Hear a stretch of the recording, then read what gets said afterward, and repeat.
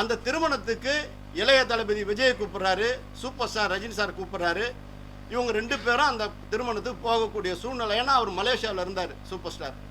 அந்த பன்னீர்செல்வம் பக்கத்தில் யார் உட்காந்துருக்குன்னா, அம்பத்தூர் தேட்டர் கன்ஃபார்ம் பண்ணுற போஸ்ட் எடுத்துன்னு போவார், பொட்டி எடுத்துன்னு போவார். அப்படிப்பட்ட ஒரு காளியப்பன். திரையரங்கு நான் வந்து அதிகமான டிக்கெட் விலையும் கேட்கல, டிக்கெட் விலை விற்கணும்னு சொல்ல. திடீர்னு பார்த்தா அமீரை பற்றி ஒரு பேச்சு. அமீர் வந்து படத்தை வாங்கிட்டு படம் மோசம்ட்டாருன்னு. இந்த மாதிரி நேரத்தில் ஒரு தவறான செய்தியை யார் பரப்புறது? ஆனால் காலம் அவர்களை மன்னிக்காத அந்த தொலைக்காட்சியை 35 நிமிஷம் பதிய விட்டு பிடிச்சாங்க. கமிஷா போலீஸில் உட்கார வச்சாங்க. உட்கார வச்சு அதுக்கப்புறம் அவர் ஆஃபீஸில் 2 மணிக்கு கூப்பிட்டு செட்டில்மெண்ட்டு கேட்குறாங்க. எதுக்கா செட்டில்மெண்ட்டு? சமீப காலமாக தெரி படத்தினுடைய திரையீட்டில் அதிக பாதிப்புக்கு ஆளாகக்கூடிய சூழ்நிலைக்கு நான் தள்ளப்பட்டேன். அதற்கு யாரும் காரணமல்ல, ஒரே ஒரு குரூப். அதுவும் திரையரங்கு உரிமையாளர்களை நான் கண்போல் காப்பவன், பொன்போல் போற்றுபவன். அவர்கள் இல்லாமல் நாங்கள் இல்லை, நாங்கள் இல்லாமை அவர்கள் இல்லை. திரையுலகம் ஒரு கூட்டு குடும்பமாக வாழ்ந்து கொண்டிருந்த காலம் மிக உயரிய காலம். ஆம், உதாரணத்துக்கு இன்றைக்கு கூட ஒரு பத்திரிகையில் விளம்பரம் தந்திருக்கிறேன். அதில் இந்த விளம்பரம் வரும். இங்கே வளாகத்தில் வந்து அவர் சிலையாக இருக்கிறாரு. டி ராமானுஜம், திரையுலகின் தந்தை, அமரர் திரு டி ராமானுஜம் அவர்கள், முன்னாள் தலைவர், தென்னிந்திய திரைப்பட வர்த்தக சபை. டிஆர் அவர்களை என்றென்றும் போற்றுகின்றோம், வணங்குகின்றோம். புன்னகை மின்னலிடும், எதிர்ப்பாறை பூவிலங்கு போட்டிடும் டிஆர் டாக்டரே. நறுக்கன வரும் சொற்கள் பஞ்சம், யாரும் வெறுக்காத டிஆர் நெஞ்சம். திரையுலகை காத்தவர். அன்று டிஆர் அவர்களே, அன்று உங்கள் அருகில் திரையரங்கு உரிமையாளர்கள் அருகருகே அமர்ந்திருந்து கோலம் கண்டு அகமழிந்தோம். அன்று உன்னருகில் திரையரங்கு உரிமையாளர்கள் அருகருகே அமர்ந்திருந்து கோலம் கண்டு அகமகிழ்ந்தோம். ஆனால் இன்றோ அந்த நாள் வருமா? எங்களுக்கெல்லாம் ஆனந்தம் தருமா? திரையுலகின் தந்தை டிஆருக்கு எனது சொந்த செலவில் தென்னிந்திய திரைப்பட வர்த்தக சபை வளாகத்தில் சிலை வைத்து அழகு பார்த்து கொண்டிருக்கும் இந்த தானு. அவரை எப்பவுமே அவர் தான் மனசில் ஃபோன் எடுத்தால் கூட நான் ராமானுஜம் பேசுகிறேன், என்ன செய்யணும் தானுக்குன்னு கேட்பார். அதுதான் நான் பின்பற்றுறேன். யார் ஃபோன் பண்ணாலும் நான் தானு, உங்களுக்கு என்ன செய்யணும். அவரை அடிவற்றி திரையரங்கு உரிமை அப்படி கண்போல் பாதுகாத்து ஒரு உதாரணம். இப்பொழுது தெரி படத்துக்கு வருவோம். இந்த படத்தை நான் வந்து மும்பையில் இருக்கக்கூடிய இம்பாசிபிள் ஃபிலிம் பிரைவேட் லிமிடெட் நிறுவனத்துக்கு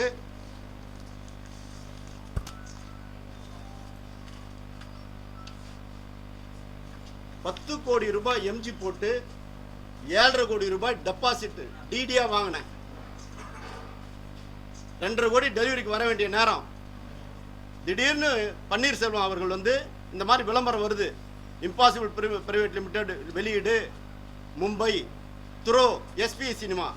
எஸ்பி சினிமா என்பது சத்தியம் திரையரங்கு வளாகத்தில் இருக்கக்கூடிய ஒரு நிறுவனம்.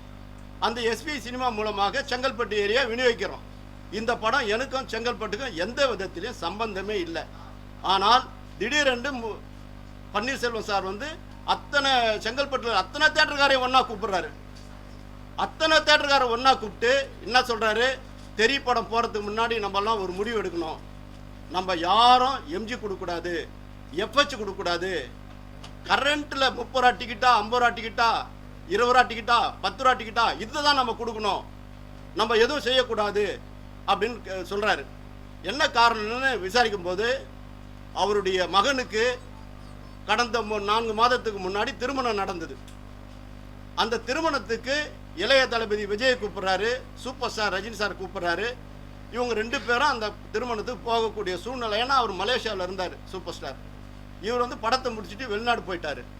இந்த 2 பேரும் வரல, நான் என்ன பண்ணுறேன் பாரு அப்படின்னு சொல்கிற ஒரு விளைவு தான் இப்படிப்பட்ட ஒரு கூட்டு சதி. இது சிக்கி தவித்தவங்க யாருன்னா படம் போட முடியாத அப்பாவி திரையரங்கு உரிமையாளர்.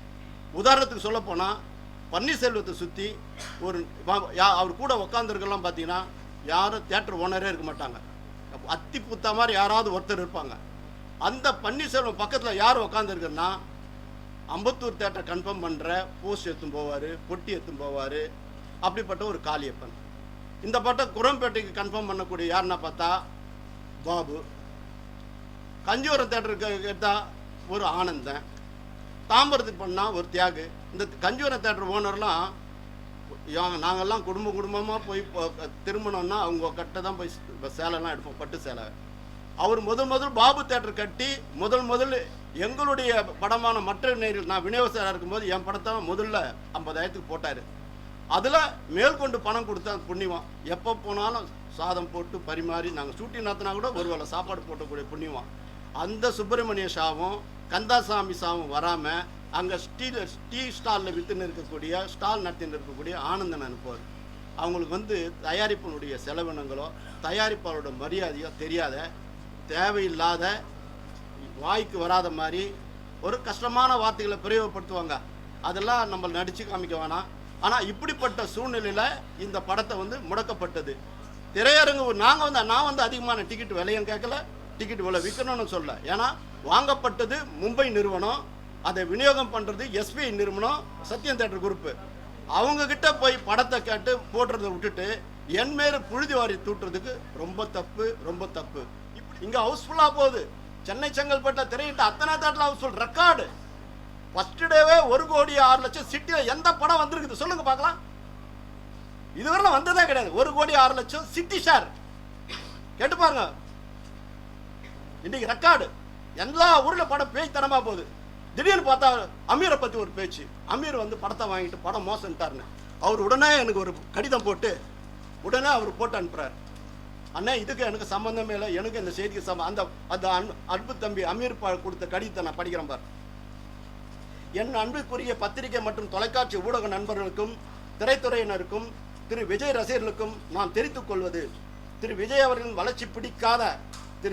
அவர்களின் வளர்ச்சி பிடிக்காத சிலருடைய செயல்களால் திரைப்படம் வெளிவருவதில் இருந்த சிக்கல்களையும் வெளியான நாள் முதல் வந்து கொண்டிருக்கக்கூடிய தவறான தகவல்களையும் நான் அறிவேன். அதே நேரத்தில் திரைப்பட விநியோகம் குறித்து என்னுடைய ட்விட்டர் பக்கத்தில் நான் ஒரு செய்தியை பதிவிட்டிருப்பதாக இன்று காலை அறிந்தேன். எனக்கென்று அதிகாரபூர்வமான முகநூல் பக்கமோ அல்லது ட்விட்டர் பக்கமோ நான் வைத்துக் கொள்ளவில்லை என்பதை பணிவுடன் தெரிவித்துக் கொள்கிறேன். என்னுடைய பெயரில் உள்ள முகநூல் பக்கமோ அல்லது ட்விட்டர் பக்கமோ என்னுடையது அல்ல, யாரோ சில தவறான எண்ணம் கொண்டவர்களால் பயன்படுத்தப்படுகிறது என்பதை நான் தெரிவித்துக் கொள்கிறேன். அமீர் போட்டிருக்கார், எனக்கு அனுப்பிச்சிருக்கிறார். இந்த சினிமாவை காக்கக்கூடிய புள்ள இது. இந்த மாதிரி நேரத்தில் ஒரு தவறான செய்தியை யார் பரப்புறது? ஒரு தொலைக்காட்சி சம்பந்தம், ஒரு தொலைக்காட்சி தான் இதெல்லாம் பண்ணின்னு இருக்குதுன்னு எனக்கு தகவல் வருது. ஆனா காலம் அவர்களை மன்னிக்காத அந்த தொலைக்காட்சியை திருட்டி விசிறி எடுத்துட்டா விட்டுடுமா? இந்த சங்கத்துக்கு கட்டுப்பட்டு தான் வரணும். இந்த சங்கத்துக்கு பதில் சொல்லி தான் தெரியணும். நான் அதாவதுமா நான் ஒரு தொலைக்காட்சின்னு தான் சொன்னேன். ஒரு தொலைக்காட்சி பதிய வைங்க. இல்ல பாரு, பாருங்க நான் சொல்றேன் கேட்டுக்கோ. தொலைக்காட்சியை பத்தி தான் சொல்றேன். அதாவது என்ன நடந்தது, அதாவது அந்த படத்தினுடைய விநியோகஸ்தர் மோனிகா பிலிம் செந்தில், அவருடைய நம்பர் தரேன், போன் பண்ணி கேளுங்க. 35 நிமிஷம் பதிய விட்டு பிடிச்சாங்க. கமிஷா போலீஸ்ல உட்கார வச்சு அதுக்கப்புறம் அவர் ஆபீஸ்ல 2 மணிக்கு கூப்பிட்டு செட்டில்மெண்ட் கேக்குறாங்க. எதுக்கா செட்டில்மெண்ட்? ஏன் செட்டில்மெண்ட்? தவறு பண்ணால் தான் செட்டில்மெண்ட்டுக்கு வருவாங்க. தவறு பண்ணலன்னா செட்டில்மெண்ட் வர மாட்டாங்க. ஏன்னா அந்த உரிமையாளரை பத்தி எனக்கு தெரியும். கேபிள் டிவி நடத்துறதுல என்னென்ன வகையில் அவங்க பண்றாங்கன்றதுலாம் எனக்கு தெரியும். நான் ஊடக நண்பர்கள் கௌரவமா மரியாதையா பழகினதுக்காக சொல்றேன். அவங்களே வெளிச்சம் போட்டு காமிக்கிறான் எங்க அப்பா குதிரைக்குள்ள இல்லைன்னு. அதுக்கு நான் பொறுப்பல்ல. சங்கம் இருக்கிறது, தயாரிப்பாளர் சங்கம் இருக்குது. அது சம்பந்தப்பட்டவங்க கொடுப்பாங்க. நாளைக்கு அப்பா அதை பற்றி தகவல் வரும். இப்போதைக்கு இதோட நிறுத்திக்கலாம். சரக்கு பாடல் அது வந்து அதுவும் அது தேவைப்படுற பாடல் தான் அது கதைக்கு. ஸோ பாலா வந்து அந்த பிளேட்டை தட்டினாரு, அந்தோனி பாடினாரு, நான் என் ஐஃபோனில் ரெக்கார்ட் பண்ணேன். அது வந்து ரெஃபரன்ஸ்க்காக எடுத்தது. எங்கள் டீமோட ஸ்பெஷாலிட்டி வந்து என்னன்னா, சாங்காக இருக்கட்டும் ஃபைட்டாக இருக்கட்டும் வந்துட்டு சார் ½ hour முடிக்கணும், 1 hour முடிக்கணும் அப்படி தான் சொல்லுவோம். விஜய் சேதுபதிக்கு வந்து எப்போவுமே நான் ஸ்கிரிப்ட் சொல்லிடுவேன், ஏன்னா அவர்கிட்ட வந்து ஏதாவது ஒரு கருத்து சொல்லுவார், அதை ரைட்டு பண்ணிக்கலாம்னு சொல்லிட்டு. பாபிக்கு கண்டிப்பாக சொல்ல மாட்டேன். ஸோ இந்த 2 தான். படம் எடுக்கும் போது தான் சொன்னார், ஆக்சுவலி கதை நல்லா தான் இருக்குது அப்படின்னாரு. அது தெரியாமல் அந்த நம்பிக்கையெல்லாம் தான் நடிக்க வந்தீங்களா சார்? இல்லை, அன்றைக்கி நீங்கள் இது எப்போனா ஷூட்டிங் நடந்து ஒரு 40 நாள் கழிச்சு சொன்னார். அப்புறம் இந்த கேரக்டர்னு யோசிக்கும் போது அசிஸ்டன்ஸ் அவங்க சொன்னாங்க அவர் பண்ணலாமேன்னு சொல்லிட்டு. அப்புறம் அவரை கூப்பிட்டு ஆடிஷன் பண்ணி டார்ச்சர் பண்ணி ஒரு 6 வாட்டி ஆடிஷன் பண்ணி திரும்ப ஆனால் எல்லா வாட்டி வந்தார், ரெகுலராக வந்தார். சீரியஸாக சொன்னார், இல்லை ஆக்சுவலி கார்த்திக் கூப்பிட்டார், என்னென்ன அந்த பொண்ணு என் கண்ணை பார்க்கறதுனால டிஸ்டர்ப் ஆகுதுன்னு நினைக்கிறேன் அப்படின்னாரு.